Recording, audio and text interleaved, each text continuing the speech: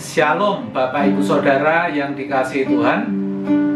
Kembali kita jumpa dalam Renewing Your Mind RYM, di mana melalui program ini saudara akan diberkati dengan kebenaran firman Tuhan yang murni, yang akan mengubah pola pikir saudara, sehingga semakin hari saudara akan serupa dengan Yesus dan berkenan kepada Bapa.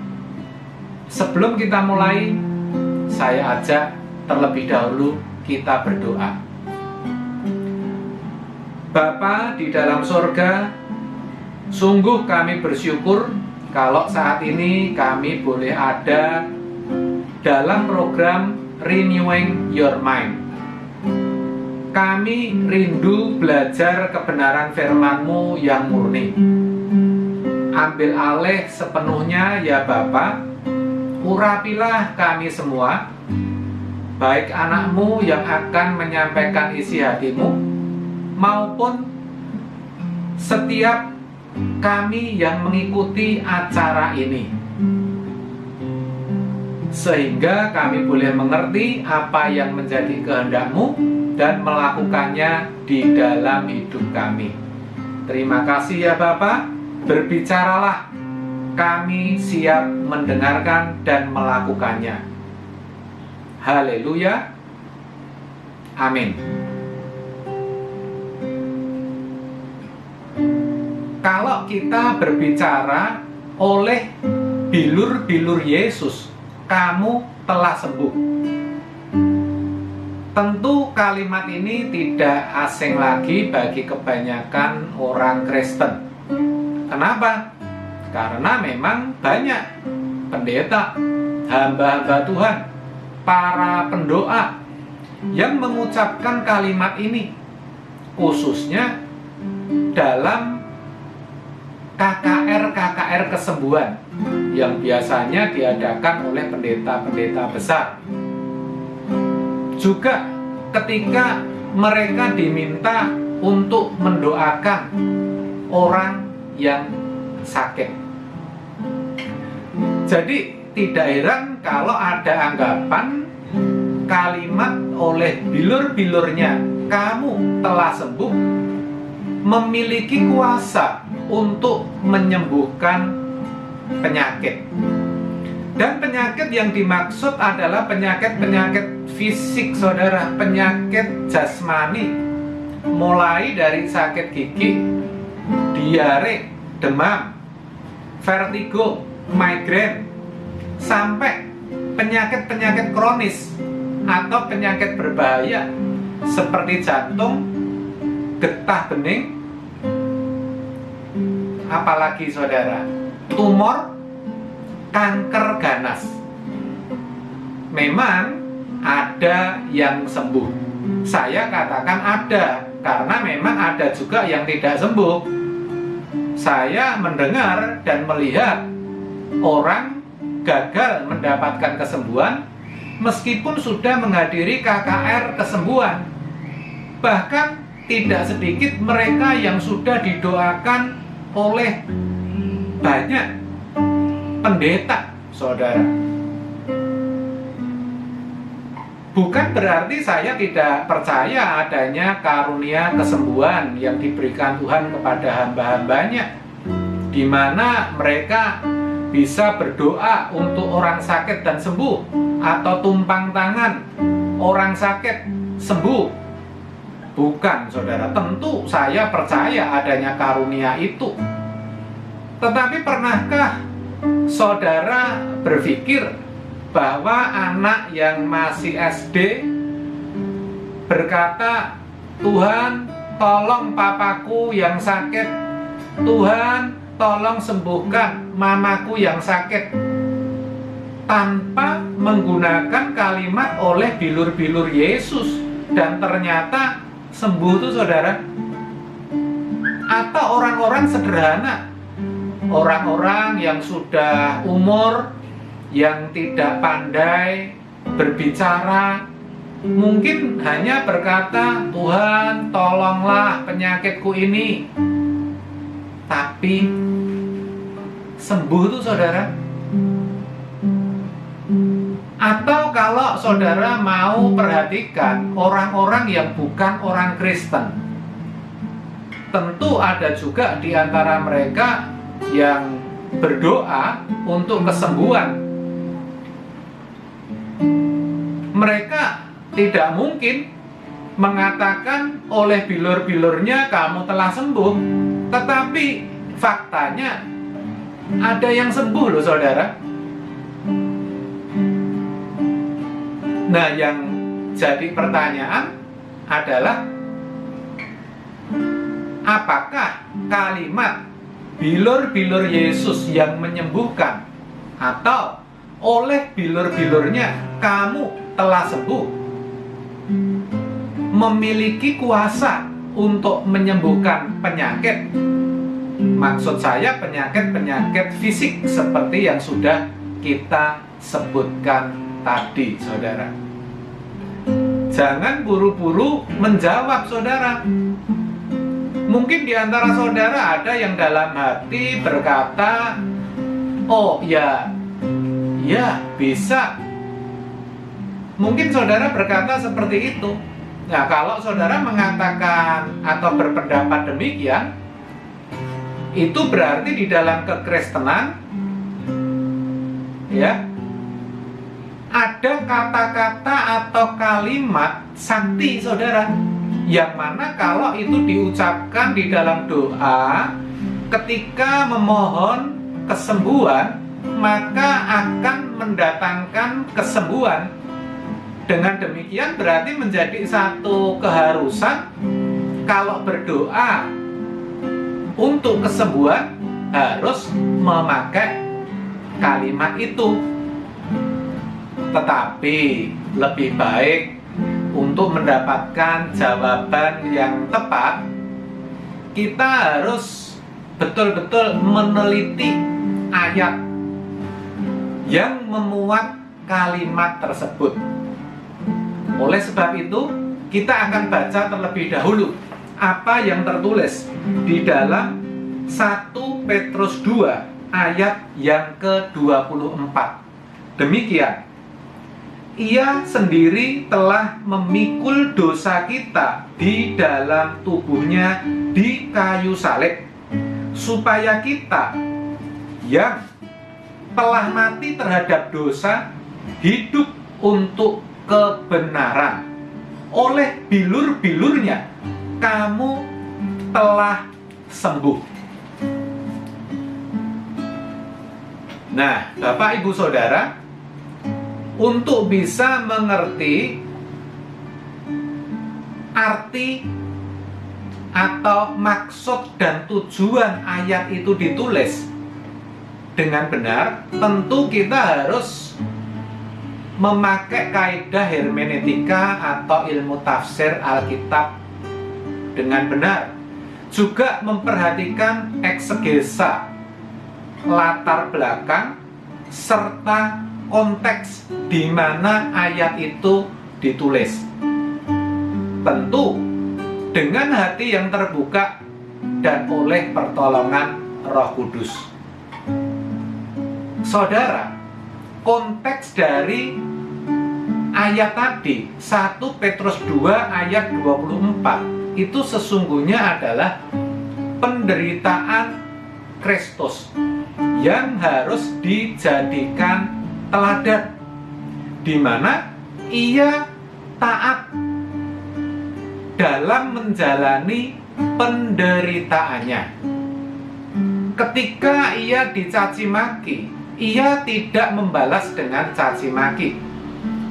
Ketika Ia menderita, Ia tidak melawan, melainkan Ia menyerahkannya kepada Dia yang akan menghakimi dengan adil.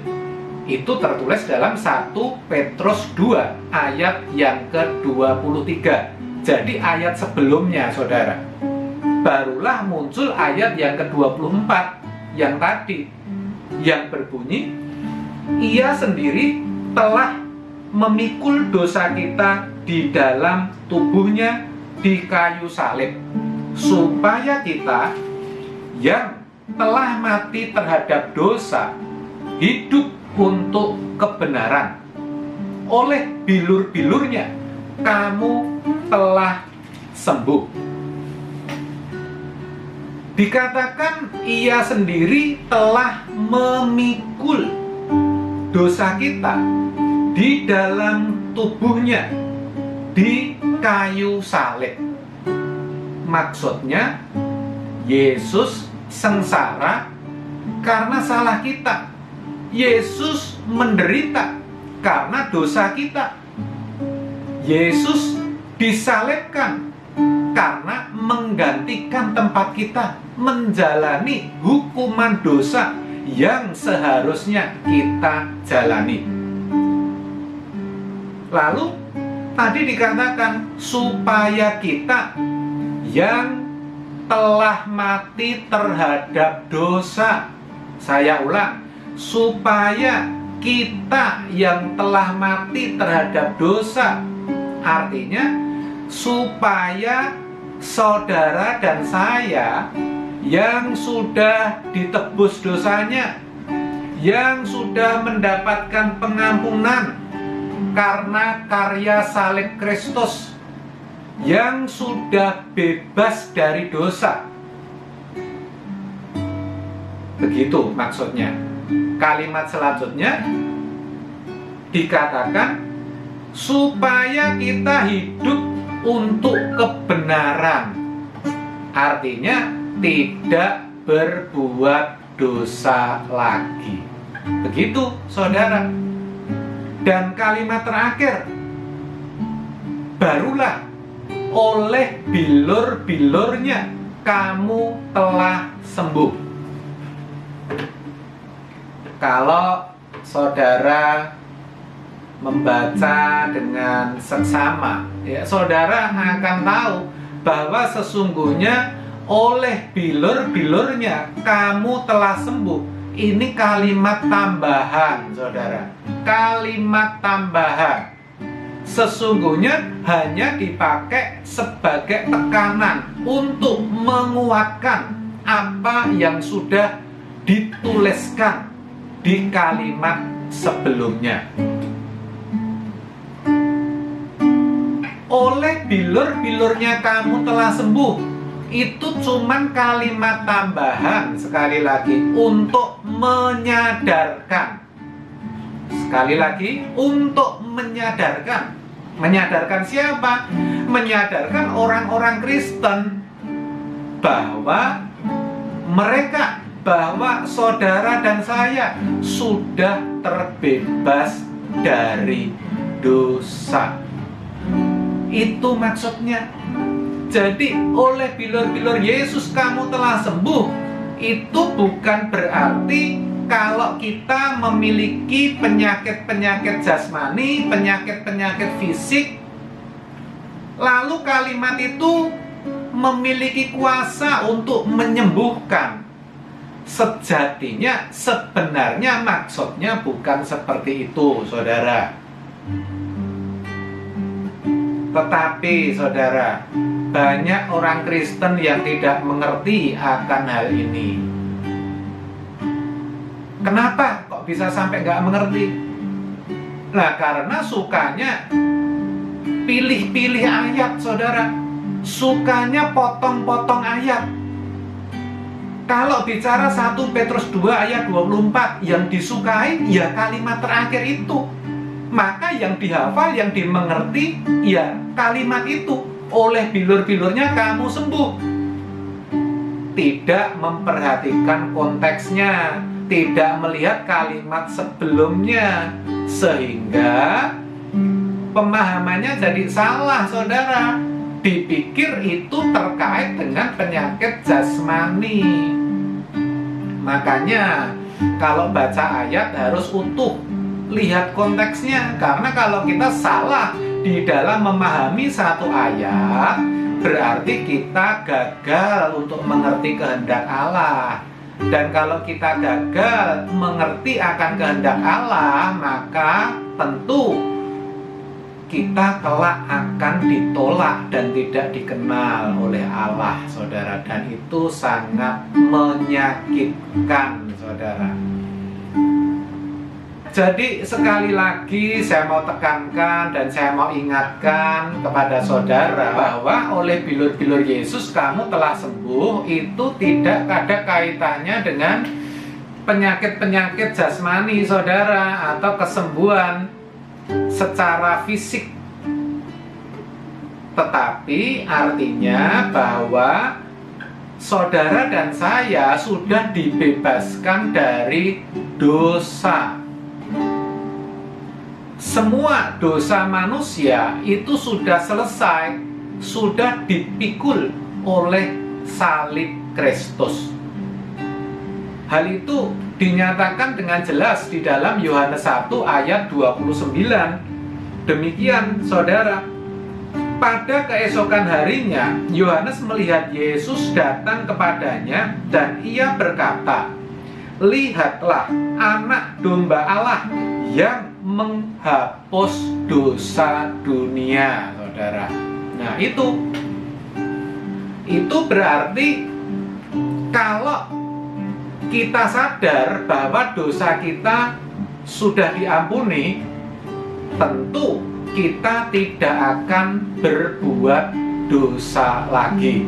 Makanya tadi di dalam 1 Petrus 2 ayat 24 itu dikatakan supaya kita hidup untuk kebenaran, saudara.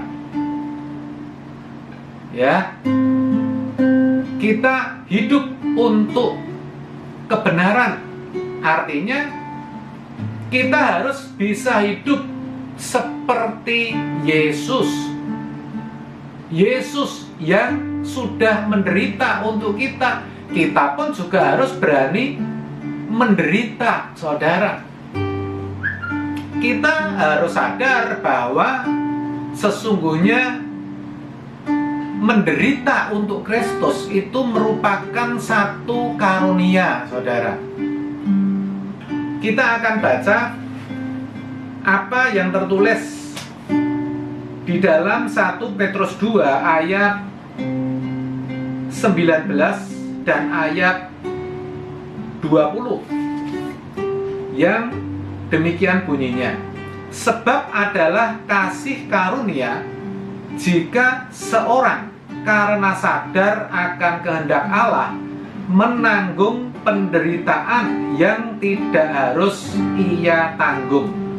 Sebab dapatkah disebut pujian jika kamu menderita pukulan karena kamu berbuat dosa? Tetapi jika kamu berbuat baik dan karena itu kamu harus menderita, maka itu adalah kasih karunia daripada Allah. Jelas kan, saudara? Jadi yang namanya karunia itu bukan cuma percaya, tetapi juga kita sebagai orang Kristen itu memperoleh karunia untuk menderita. Filipi 1 ayat 29. Sebab kepada kamu dikaruniakan bukan saja untuk percaya kepada Kristus, melainkan juga untuk menderita untuk Dia, saudara. Jadi yang namanya menderita demi Kristus itu harusnya sudah menjadi prinsip hidup setiap orang percaya. Menjadi Kristen itu identik berani menderita untuk Kristus. Karena memang itu panggilan kita, saudara. 1 Petrus 2 ayat 21 mengatakan, sebab untuk itulah kamu dipanggil, karena Kristus pun telah menderita untuk kamu dan telah meninggalkan teladan bagimu, supaya kamu mengikuti jejaknya. Perhatikan, saudara. Di sini dikatakan, Kristus pun telah menderita untuk kamu dan telah meninggalkan teladan bagimu, supaya kamu mengikuti jejaknya. Tuhan mengharapkan, Tuhan menghendaki supaya saudara dan saya itu mengikuti jejak Yesus berani menderita. Itulah sebabnya di bagian lain di dalam Alkitab dikatakan, Yesus berkata, barang siapa mau mengikut aku, ia harus menyangkal diri dan pikul salib. Kalau jemaat mula-mula memang dikondisikan, saudara, kalau yang namanya jadi Kristen, yang artinya pengikut Kristus, harus taruhannya nyawa, berani kehilangan kenyamanan, berani kehilangan sanak keluarganya, saudara. Nah, sekarang bagaimana dengan kita, saudara? Kita pun juga harus berani menderita untuk Dia. Tetapi memang sangat disayangkan, saudara, tidak banyak yang memahami akan hal ini. Justru kebanyakan orang Kristen cara berpikirnya itu terbalik, saudara. Mereka pikir justru karena Yesus itu sudah memikul semua dosa kita, menderita di kayu salib, maka kita tidak perlu lagi menderita. Begitu yang ada di pikiran banyak orang. Sehingga mereka pikir kalau jadi Kristen, kita akan diberkati, kita akan diberikan segala kemudahan dan fasilitas supaya kita bisa hidup nyaman di dunia ini, saudara. Tentu ini rahasia umum, saudara. Banyak orang Kristen yang mengajak orang untuk datang ke gereja dengan motivasi seperti itu. Dikatakan, ayo ke gereja, ntar kalau you punya masalah pasti Tuhan tolong. Kalau usahamu lagi seret, kalau ke gereja Tuhan pasti tolong, bisa dibuat lancar. Sakitmu akan sembuh kalau didoakan. Dan masih banyak lagi, saudara, tawaran-tawaran yang disampaikan ketika mengajak orang pergi ke gereja. Tentu tidak salah kalau Tuhan bisa mengangkat masalah mereka, Tuhan bisa menyembuhkan sakit penyakit mereka. Tetapi bukan demikian, saudara, caranya. Tapi harus kita akui, pengertian, pemahaman yang seperti itu sudah cukup, bahkan sangat lama, sudah terpatri di banyak pemikiran orang-orang Kristen, saudara. Sudah turun-temurun, jadi memang susah untuk dihilangkan, saudara. Tidak heran kalau bicara oleh bilur-bilur Yesus, kamu telah sembuh, lalu dipahami bahwa ayat itu bisa dipakai untuk menyembuhkan orang sakit, saudara. Karena memang orientasi atau fokus hidupnya, kekristenannya selalu pada berkat-berkat jasmani, hal-hal yang lahiriah. Saudara mungkin berkata, loh tapi benar tuh Pak, yang didoakan di KKR, yang memakai kalimat oleh bilur-bilur Yesus, sembuh tuh Pak. Wah, saudara, kalau bicara kesembuhan, saya mau ingatkan saudara, itu konteksnya beda. Itu beda dengan oleh bilur-bilur Yesus kamu telah sembuh. Itu sudah saya jelaskan tadi. Kalau bicara kesembuhan, di mana Tuhan bisa lakukan dengan cara-cara khusus, dengan mukjizat, itu tentu bisa saja terjadi. Apalagi kalau kita bicara tentang mukjizat, saudara.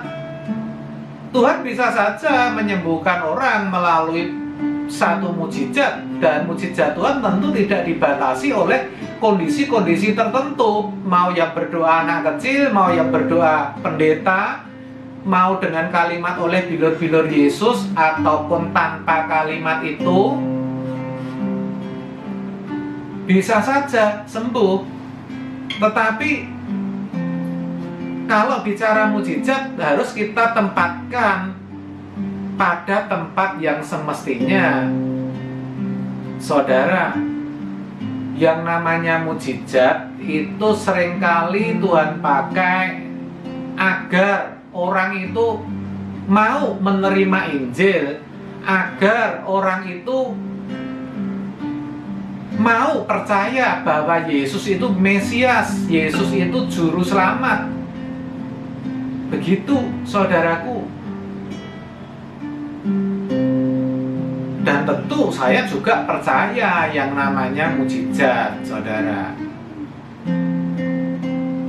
Nah, kita kembali lagi kepada topik bahasan kita. Oleh bilur-bilur Yesus, kamu telah sembuh. Itu tadi sudah saya jelaskan bahwa tidak ada kaitannya dengan kesembuhan penyakit-penyakit fisik, melainkan dipakai untuk menyadarkan saudara dan saya supaya kita itu sadar bahwa kita itu sudah terbebas dari dosa. Dan itu penting, bahkan harus sering-sering kita ucapkan, saudara. Ketika kita hendak berbuat salah, ketika kita hendak berbuat dosa, kalimat itu akan sangat mengingatkan kita supaya kita tidak jadi berbuat dosa. Karena dosa kita sudah diampuni dan Tuhan tidak menghendaki pengampunan itu sia-sia, supaya kita bisa hidup untuk kebenaran alias tidak berbuat dosa lagi.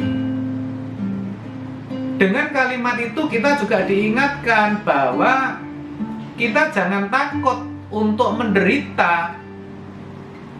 Itu bicara bilur-bilur, saudara. Jadi kalau saudara misalnya nih, karena bekerja saudara itu lurus, jujur, lalu promosi saudara dihambat, lalu saudara tidak disukai, lalu saudara dibenci, bahkan ada yang sampai dikeluarkan, ya tidak masalah. Atau barangkali saudara diperlakukan dengan tidak adil, saudara. Ya, saudara mendapatkan perlakuan yang kasar, difitnah, disakiti. Ya, saudara diam saja, nggak perlu membalas. Kita teladani Yesus. Kita serahkan semuanya itu kepada Allah yang akan menghakimi dengan adil, saudara.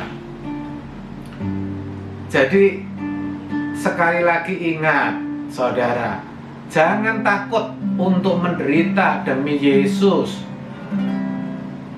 Ingat, itu panggilan saudara, itu adalah karunia. Dan ingat juga, oleh bilur-bilurnya kamu telah sembuh. Amin. Tuhan memberkati. Baik, saudara, sebelum kita akhiri ibadah kita akan pujikan satu pujian. Saudara dengarkan pujian ini. Saudara bisa ikut menyanyi kalau saudara bisa.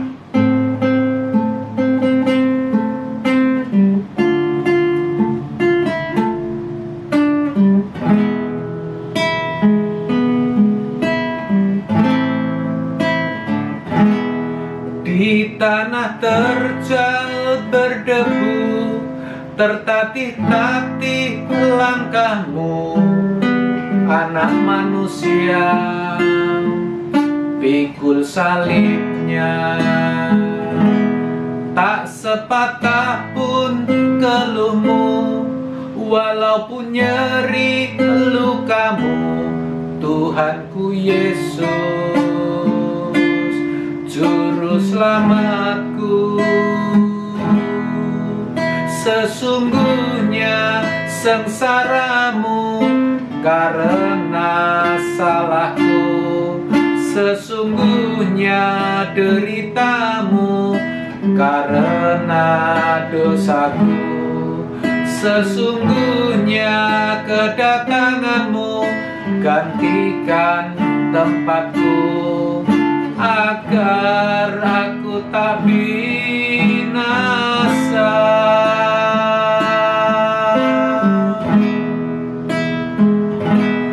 Di tanah terjal berdebu, tertatih-tatih langkahmu, anak manusia. Pikul salibnya,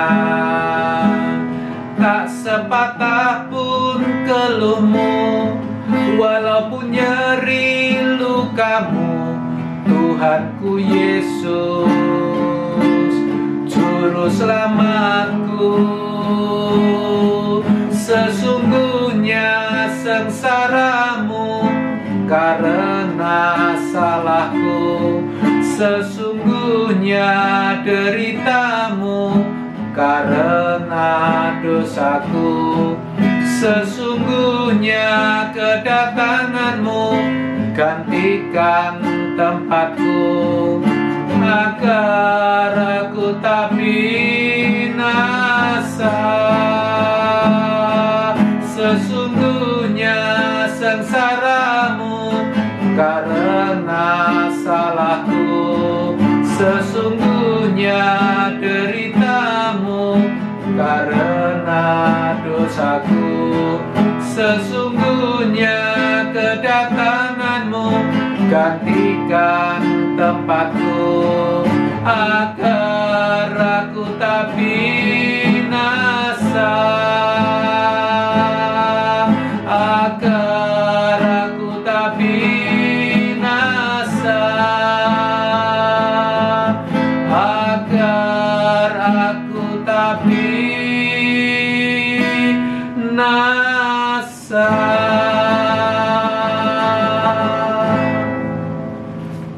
Mari kita berdoa. Terima kasih Bapa di surga, karena Engkau sudah berbicara kepada kami. Kami sungguh diberkati oleh kebenaran-Mu. Kami sadar bahwa Engkau sudah mati bagi kami. Kami sudah bebas dari dosa kami. Kau ingatkan kepada setiap kami agar kami hidup untuk kebenaran, agar kami tidak berbuat dosa lagi. Terima kasih ya Bapa. Kami mau untuk menjadi pelaku firman-Mu. Kami percaya Engkau akan menolong setiap kami.